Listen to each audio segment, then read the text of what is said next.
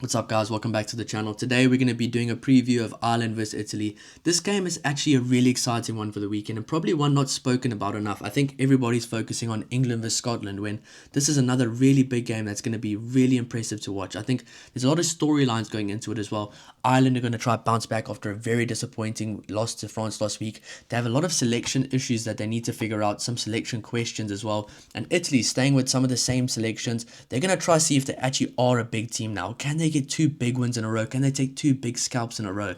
This is going to be an absolutely awesome game. But before we get into it, guys, please don't forget to like and subscribe to help the channel grow. We're trying to get to 1,000 subscribers as quick as possible. We are on like 900 and something right now, and we've only been doing this for like 3 months. So I'm so thankful for all the support. But let's get right into it. So over the last 5 games head to head, Ireland have won all of the 5. And over the last 5 games that these guys have played against each other, the average points scored have been 36 for Ireland and 12 for Italy. Can that change this weekend though? I think it will. I'm not saying I think Italy is going to win. I'll give my prediction at the end. But I think that points difference is going to be a lot less. And I think this Italy team right now is a much more well-drilled team. A team that understands how to play international rugby. They have players that have developed skill sets that aren't so one-dimensional anymore. And I think it's going to be really exciting, this game. It's going to be a massive challenge for Ireland as well. Ireland have only won 2 out of their last 5 games, losing to France, South Africa and the All Blacks, but beating Australia and Japan. So they're currently on a 2-game losing streak, and they're going to have to really try bounce back from this. They've actually lost against some of the teams they've beaten in the recent years. Obviously, France they've struggled with recently, but South Africa, my team, they've beaten quite often recently, and All Blacks as well. They've actually got the better of both of those teams over the last 5 or 6 years. So recently they've lost to all those teams. They're maybe a bit on the down. They're going to have to try bounce back. It's very hard once you lose momentum to try gain it back, but they're going to have to try do it against the Italians this weekend. Italy are currently on a 2-game winning streak, winning 3 out of their last 5, with both their losses coming against the Springboks. So, I mean, they've been on a really good winning streak recently. They've beaten the likes of Australia, Scotland, and those are some big teams to beat. The last time Ireland and Italy met, the score was 22-17 to Ireland and Italy, which just shows Italy have been on the up recently. They haven't been losing games by as far. I think last year, Six Nations against France, they lost by quite bad. But other games like that, they've actually been quite good. Just looking at the recent stats, it's pretty obvious that Italy is a team on the up, and even though Ireland will be looking to bounce back, Italy is becoming a very difficult team to beat. You actually have to go beat Italy. You're not just going to show up and beat them, even at your home advantage. Now let's look at some of the team selections for this game. I think it's going to be very interesting team selections that they've both chosen. So Ireland have gone for Jeremy Loughlin, Dan Sheehan and Thomas Clarkson in the front row, Joe McCarthy and James Ryan as the 2 locks, Cormac Izuchukwu, Caelan Doris at number 7 and Jack Conan at number 8. They've gone for a change at number 9 and number 10. Number 9 they've gone for Craig Casey, number 10 they've stuck with Sam Prendergast. Number 11 James Lowe comes into the team. Number 12 and number 13 they've kept it the same, Stuart McCloskey and Gary Ringrose. Number 14 Robert Balakoon comes in, that's going to be absolutely awesome, him against Monty Iwani. Number 15 Jamie Osborne. On the bench, they've gone for Ronan Keller at number 16, number 17, Tom O'Toole, number 18, Tide Furlong makes his long-awaited comeback. This is going to be absolutely awesome. He's a very experienced player in this team, and they're going to really be happy to have him back. Number 19, Edwin Adogbo, one of the youngsters in world rugby, one of the most talked about youngsters as well. He's going to have a lot of pressure on his shoulders, but I think the bench forward pack he's with are going to come on and make him feel a lot more comfortable, and I think he's going to really thrive in an environment like that. Number 20, Tide Byrne. Interesting to not see him start, but as I said, having a guy like him alongside Edwin Adogbo is going to really help a guy like Adogbo coming onto the field for the first time. Number 21, Nick Timoney. A lot of people were saying he should start, but I was actually under the impression he shouldn't start. I think once guys get good at their position off the bench, keep them there because they can influence the game a lot more that way. Alright, at number 22 and number 23, they've gone for Jamison Gibson Park and Jack Crowley. So obviously Jamison Gibson Park comes onto the bench. Him and Jack Crowley know how to play together quite well. I'm sure if Sam Prendergast struggles again, they'll bring Jack Crowley on early with Jamison Gibson Park coming on later because Jack Crowley and Craig Casey obviously know each other very well. It's going to be interesting to see what Jack Conan and Craig Casey can do as an 8-9 combination that aren't very used to each other. So that's going to be quite interesting. Now looking at the Italian team, they've pretty much kept it the same. Number 1, Danilo Fischetti. Number 2, Giacomo Nicotera. Number 3, Simone Ferrari. Number 4, Niccolo Canone. Then Andrea Zambonin. Number 6, Michel Lamaro. Number 7, Manuel Ziliani. Number 8, Lorenzo Canone. They've kept the forward pack exactly the same. And why would you change anything? This team right now is on the up. Their forward pack's getting dominance. They know how to play together. The the momentum is really with this Ireland team right now. Number 9, they keep Alessandro Fusco, even though Stephen Varney was apparently available. Number 10, Puelo Garbisi. Number 11, Monty Ioane. Number 12, Leonardo Marin comes in because Juan Ignacio Brex is out. Number 13, Tommaso Menoncello moves to number 13 from number 12. I think he'll be awesome there. Number 14, Louis Lina. Number 15, Lorenzo Pani. And then on the bench, Tommaso Di Bartolomeo, Mirko Spagnolo, Mohamed Hassa, Federico Ruza, Ricardo Favretto, David Odiasi, Alessandro Garbisi, and Puelo Edogwu.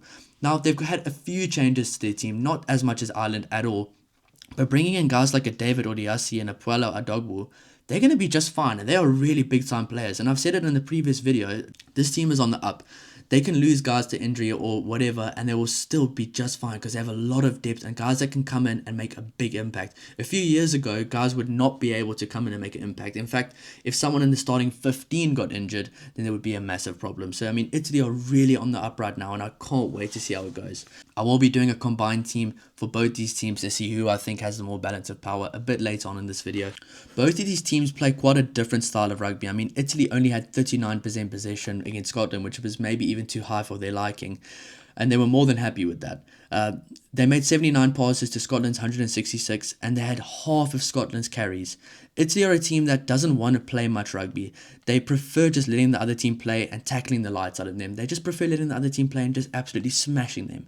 A kick to pass ratio of 1 kick for every 2.4 passes just shows this. So last week, for every 2.4 passes Italy made, they made 1 kick. Of course, the conditions played a part, but that's just still how Italy like to play. They like to let the other team make mistakes. They don't want to play much rugby. That's why you see, once things don't start working out for Italy on attack, maybe 1 or 2 phases in, they'll kick the ball right back. And with Alessandro Fusco, his box kicks have been really good. Last week they did that. They got the ball right back and eventually scored. Ireland, on the other hand, play a nearly completely different style. They want to play with ball in hand, and the fact that France could keep the ball away from them was a key factor in their win over Ireland. The question is, can Italy hold out against the Ireland team trying to bounce back at home after a very disappointing performance against France? I don't know. We're going to have to find out. But going through our combined team, this is where it gets interesting. For my combined team, I've gone for Danilo Fischetti at number 1. At number 2, I've gone for Dan Sheehan. At number 3, I have gone for Simone Ferrari. Number 4, based on form right now, I'm going Nicolo Canone over Joe McCarthy after last game. Number 5, I'm going to go James Ryan. I thought he was really good last week. Number 6, I'm going to go Michel Lamaro. Number 7, I'm going to go Caelan Doris, even though I really like Manuel Ziliani. Number 8, I'm going to go Jack Conan. Number 9, I'm going to go Craig Casey. Number 10, Puelo Garbisi. Number 11, Monty Ioane right now. Number 12, Stuart McCloskey. Number 13, Tommaso Menoncello, of course. Number 14, I'm going to go Robert Balakoon. I think he is absolutely awesome. Number 15, I'm going Jamie Osborne. Number 16, Ronan Kelleher. Number 17, I'm going to go for Mirko Spagnolo. Number 18, Tide Furlong. Number 19, I'm going to go for Federico Ruza. He's got more international experience, but I think Edwin Adogbo is going to be absolutely awesome.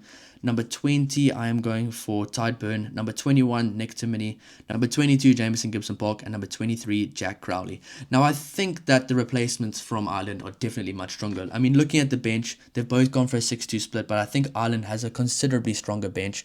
Italy doesn't have a bad bench at all, but I think when it comes to the starting lineup, as you heard, there was actually a lot of Italian players there where in previous years you would not say that. That would not be the case. It would actually be the complete opposite. There would be maybe one if Sergio Parisse was playing back in the day, but nowadays they've really developed the squad. These guys have got more game time. They've been thrown into the deep end early in their careers. They're already out of that now. They're comfortable in international rugby. They know how to play. They know how to get the best out of their team. They know how to win games.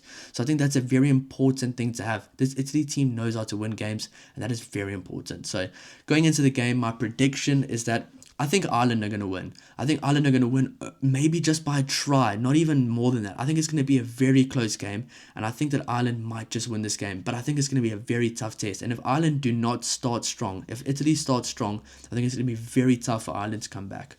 But I think if they were behind Ireland, the bench that they have might actually be able to make a big impact. So I think looking at the starting lineups, very even, honestly very even, maybe even a 50-50. I think the backline, Ireland just gets it a little bit, especially with Juan Ignacio Brex out and Ange Capuazzo out. I think that would have maybe swayed my decision more to Italy. But I think right now, a team that's going to bounce back is Ireland. I think they're playing at home. I think they have a really strong forward pack. I think Right now, they're going to be motivated more than ever. And then there was actually some phases in that game against France where they didn't look too bad. They actually looked quite good. So I think Ireland will get the better of Italy this week, but I think it's going to be a very, very close game. I think the three key matchups in this game, the tied five, the scrum battle is going to be huge. The line-out battle is going to be huge. Can Andrea Zambonin get as much success as he did last week at line-out time against Scotland, disrupting their line-outs? That's going to be very important. The centres, Stuart McCloskey and Gary Ringrose, now to play together. They're both very experienced internationals going up against now an inexperienced centre combination. I mean, Leonardo Marin hasn't had that many games, and then Tommaso Menoncello playing at number 13. I think he'll be comfortable, but that's going to be a big difference for them. So I think that's where Ireland can maybe get some sort of win, some sort of go forward ball, or some sort of dominance. It's going to be very close. I think the back three as well. I mean, the back three is going to be a really good contest. Both back threes aren't really their main back threes. I think Italy's wings are quite stock standard. They normally play them. But I mean, at fullback, Lorenzo Pani is still a great player, but it's not an Ange Capuozzo. And I think on the other side, Robert Balakoon, James Lowe, and Jamie Osborne haven't really played together. Have they even? I know at Leinster they have, but Robert Balakoon into that mix, the communication is going to be a lot different. It's going to be a lot of a different game for them. So I think tied five, the centres and the back three is going to be the three key matchups in this game. But my prediction is Ireland, only by a little bit, but it's going to be a very exciting game. And I will be doing a full-time review, player ratings for both team guys. So if you do enjoy the content, please don't forget to like and subscribe, and we'll see you in the next one. Cheers.